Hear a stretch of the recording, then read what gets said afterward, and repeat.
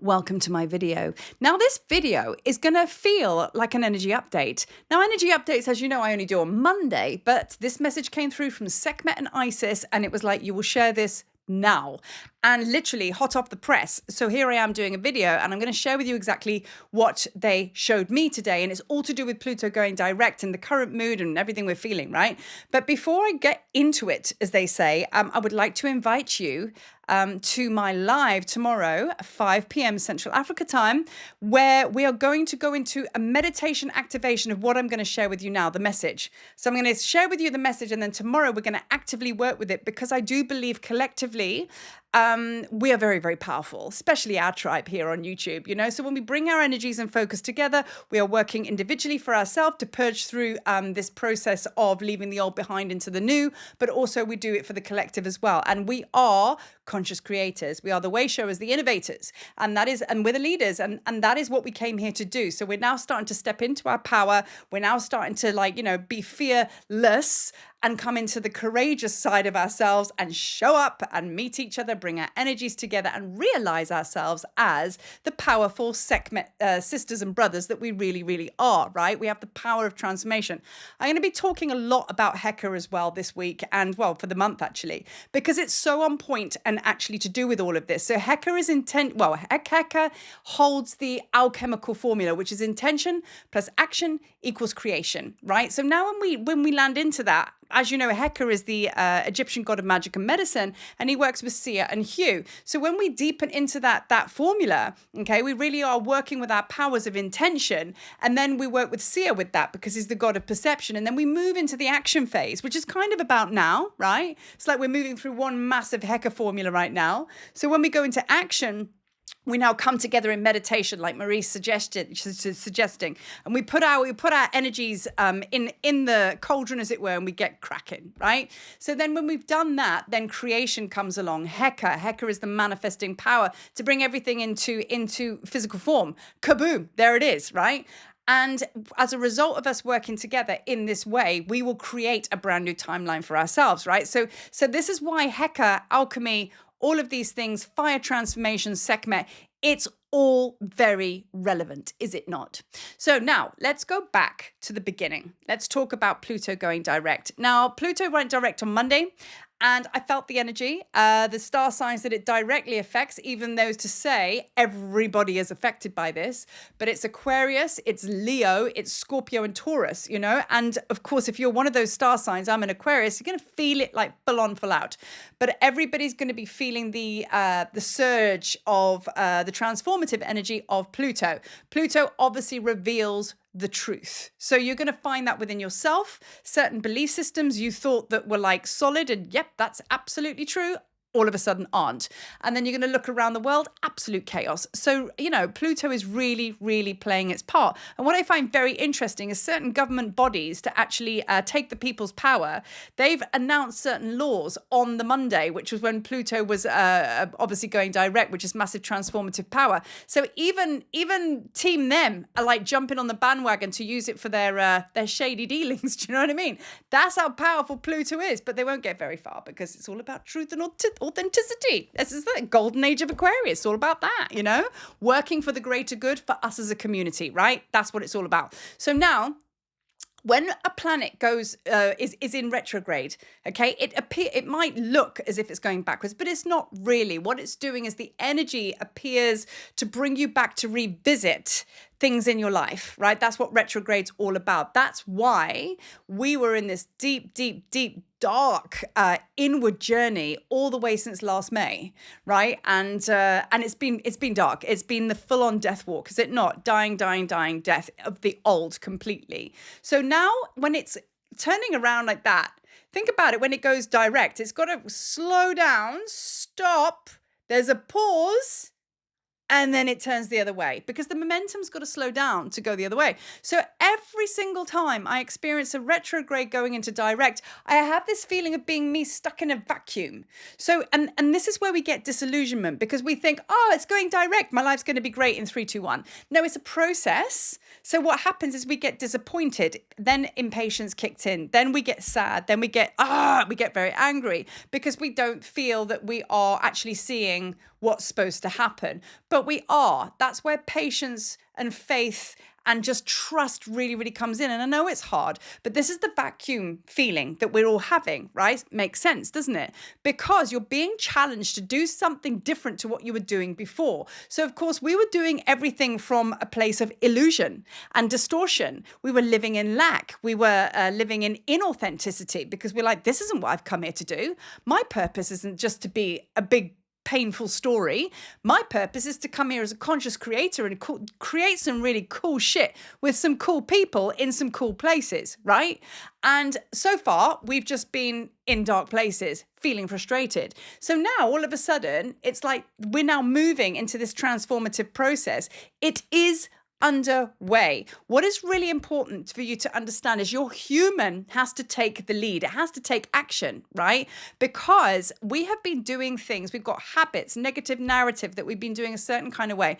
It's familiar. We've always done it like this. Like it or hate it, that's what we've always done. It's what we know, right? So now all of a sudden, all of this transformative energy is saying, you do know that you can't heal from the very thing that made you sick. What does that mean? Shit, that we've got to start doing things differently. Oh, but we don't like change because we're creatures of habit. We want to know what's going on. We want to stay in our comfort zone. And what am I always telling you? Magic and Heka's Egyptian and magic and medicine only ignites when you take a risk. It only ignites at the edge of your comfort zone. So staying comfortable, whether you like sitting in a big bath of poo, even though it's warm, as they say, gross, huh? But that's kind of what we're doing. It's not correct, is it? It's just not cricket. So we have to shift from that. We have to shift from the shit and we have to go that way. Now, change is our human aspects are going to go, don't like it, don't like it, don't like it. But we have to do it because we have to shift from this old space into the new. And that's going to take your little leggies walking on a physical way and putting yourself somewhere different. Like, for example, where you're living is going to be challenged. I know that this house is done for me, but I'm just waiting for the new to come. Feel incredibly uncomfortable because I've kind of like said goodbye to this house energetically, and my new isn't coming yet, but I know it is, and I now have to go change direction. Makes me feel a little bit uncomfortable and vulnerable, right? And also as well, the way I'm showing up in the world, I've started to write a new blog. So just to chuck that in the mix, now I remind myself, I've started to write a blog on my website. Love writing, love expressing myself in that way. This is a brand new way of me showing up in the world. And I'm writing this blog, which sometimes can take me out my day for a day, 2 days, because I'm in my writing bubble. But now I'm starting to freak out because that's the new creative way. I'm like, but what about videos on YouTube? But what about this? What about that? What about that? Everything that I used to do. But I want a higher expression of that. I want to actually do more videos in a different way. But I can't keep banging out the same program and expecting different results, that Marie's creativity and transformative power is gonna move, because it's not. Because if you're still doing the same thing, you're gonna get the same results, right? So this very, very practical right now, whereby you're being challenged now to make different decisions, to show up differently, and whatever you did yesterday, you've got to do it differently today. Otherwise, sitting in your cauldron of your bath of poo. Do you know what I mean? Your cauldron of shit. You don't want that. Your cauldron's supposed to hold powerful brews, and it's always constantly moving. It's always constantly moving. That is your alchemical power within, and it's where transformation is bred from. It's your brew, right? But if your brew is going off and it's stale, and quite frankly, it needs to be chucked out, then you're going to get sick, right? You're going to get sick, energy sick, physical sick. So this is about physically taking action to make decisions different to what you do before. That's going to freak you out. That's going to freak you out ever such a lot. I'm going through my own level of it. I know that I'm having to look at all of these new things, and that's why I've been going through such a intense time, right? But either way, we must trust. And this is a video of trust, faith, and just know that if you feel super uncomfortable with that brand new thing you've signed up for, you're going to do, and you feel like, oh God, it's still not feeling brilliant, it's okay. That's what it's supposed to feel like. I've signed up for new courses and things like that, and my head keeps getting involved, going, should you be doing this? I'm doing it because I wasn't doing it before. I'm going to do that course anyway. Who cares where it takes me, as long as I'm doing something different with my day? So that's the sort of stuff that I'm talking about. It's going to take a mad a mad spurring of you of diving into action to change your day, right? Another thing that's happening. While we change direction, you're going to find yourself wanting to invest in yourself. So there's going to be kind of like almost like this place of lack. Because remember, when we spin in one direction and there's a pause, that pause creates a vacuum until it gets going again, right? So you're going to feel a little bit vulnerable. You're going to feel like, why does everything feel so stuck and why does it feel so still? Right? It's a vacuum because at the end of the day, we're going to bring in new oxygen just now and you're going to off that way. But you are the one that has the power to make the change. Even your higher self doesn't have that power because you're the one in physical form. You're the one that can get up from this chair right now and move over to the other side of the room. Your spirit can't, because unless you move, your spirit can't go with you. Do you see what I'm saying? You're the one with all the power and you have the power to change things. So you have to rewrite this story. You have to. So now let me go into I had a whole list here. I've just gone completely rogue, but that's fine. I was looking at my list going, yeah, I'm not talking about that. Right, so now let's talk about Sekhmet and Isis. So what happened today when I was sat at my altar, I went into this meditation and I got taken straight into a journey.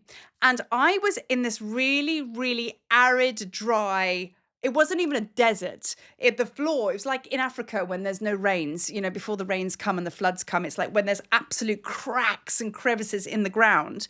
Everything had cracked. Anyway, I'm on my hands and knees in my little pouch. And a little bit like a scene, like naked and afraid, except I had clothes on. So I'm a little pouch and I've got my little seeds and I'm shoving them between the cracks of this very, very dry, arid land. Sekhmet comes up and she's like, what are you doing? What are you doing? Stand up. What are you doing? I said, I'm planting my seeds. And she was like, but this is the old world. This is the environment where you agreed to come so you could die. Nothing here grows. Nothing. This is the wrong dimension for what you're trying to achieve. And then I started to think, this is interesting.